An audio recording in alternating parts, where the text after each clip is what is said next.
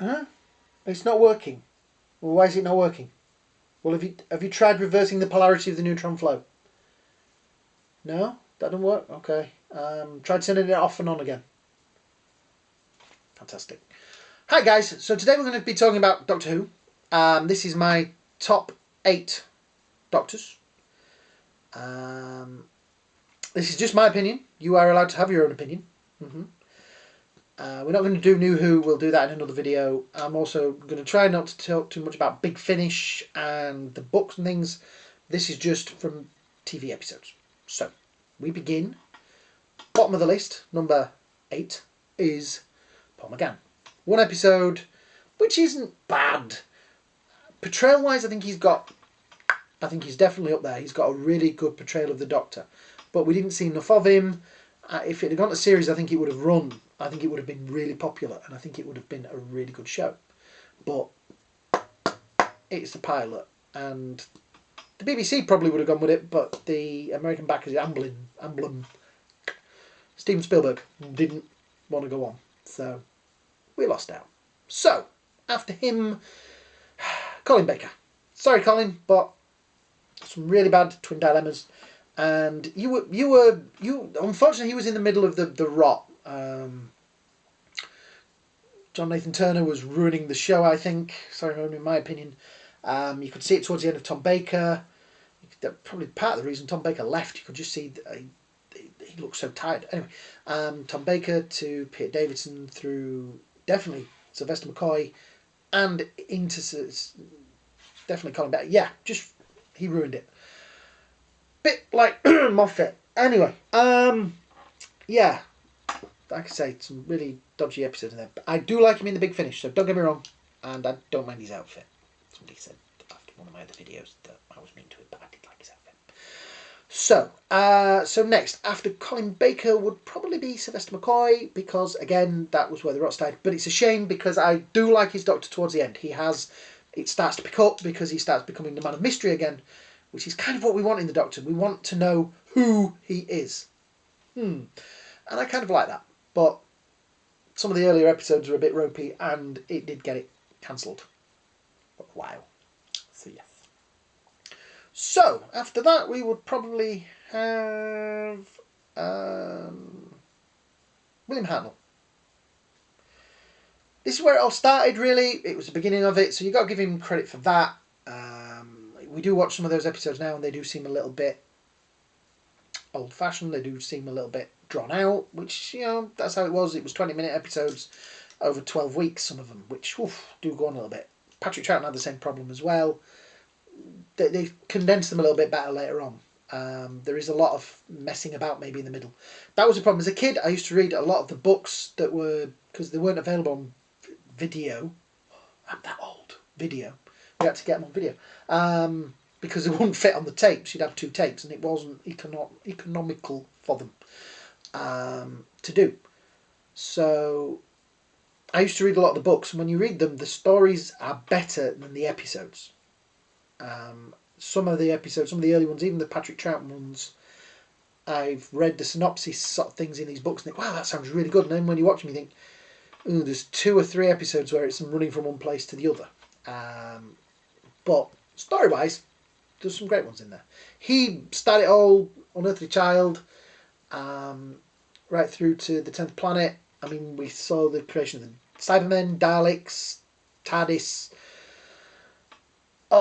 Everything sort of began in his era.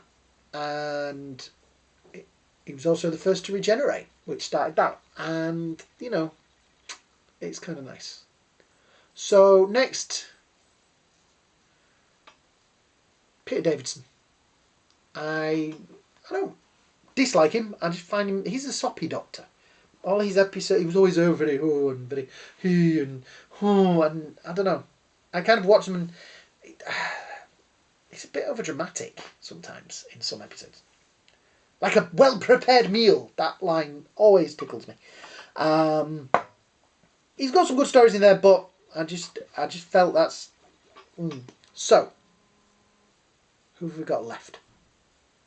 Next would be Patrick Troughton, because he, again, was where it all sort of started to begin to be Doctor Who. more Cybermen, more Daleks, other characters. I mean, you've got Jamie in there, you've got Zoe, you've got Victoria. First mention of the Time Lords, Sonic Screwdrivers, and some action and adventure kind of stories. That was the beginning of the action and adventure things. You saw the beginning of Unit in there as well, which was fun. Yeah, I don't know. He's in the middle of the road for me, but yeah, I like him. He's my middle doctor. So, we have 2 left. I hope we have 2 left. I hope I haven't missed anybody out. Have I missed anybody out? You're supposed to be keeping score. You're fired. So we have 2 left. And this is going to probably be very controversial for y'all. But my number 2... Don't giggle because I said number 2s.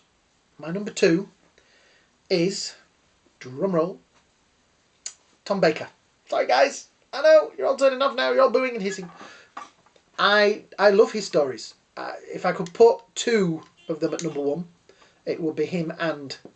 I don't know if you can count and figure out who the number 1 is. I love his stories. I think they are brilliant. And City of Death, Towns Wen Ching, brilliant. But he does have some clunkers, and towards the end you could see a man that really... He stayed on a bit too long. And that was where the rot started, because you can see he's really tired and he's really fed up of it. And that's why he didn't come back for the 5 Doctors, because he was just fed up of it. And it's a shame really, but he's my number 2.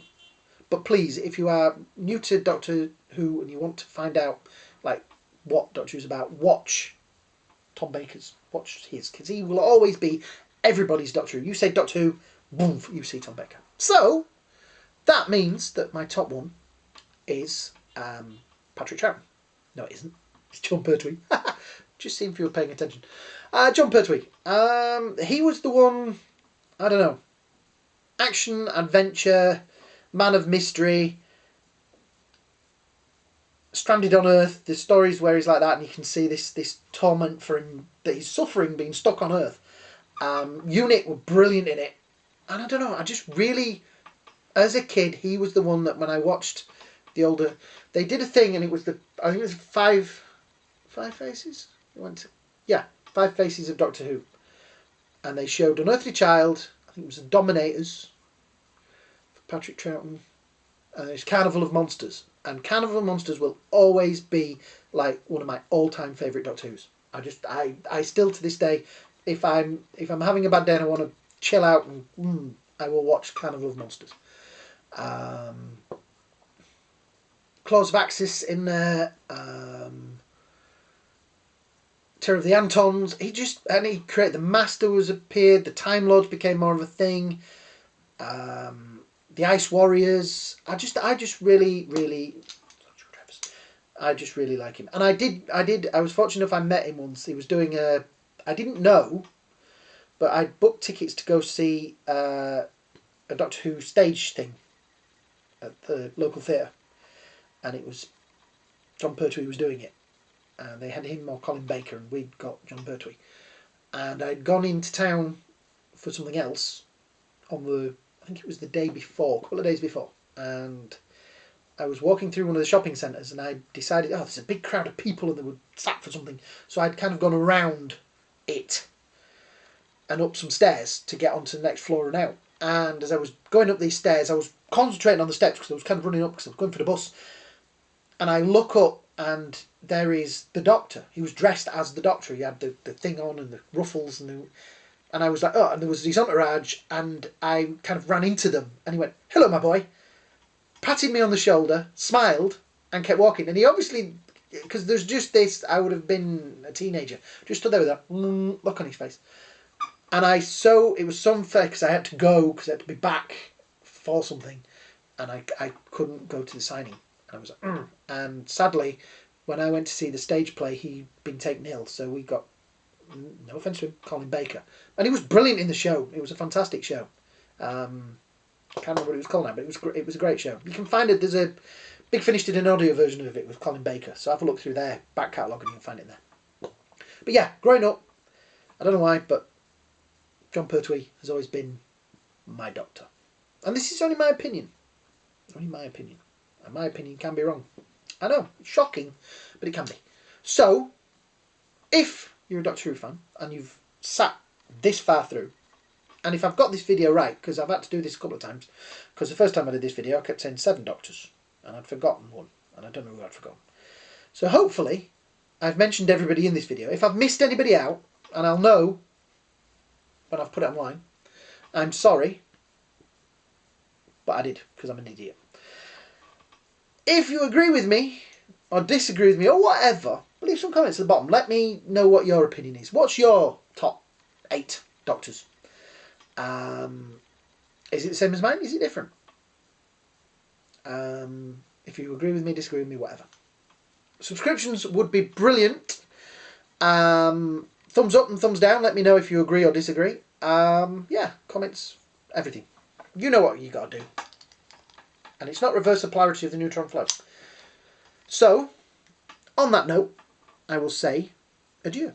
Have a great day, a great night, and I will see you all soon. Bye now. Yeah, put the kettle on. Have we got any Jaffa cakes? Fantastic. Bye.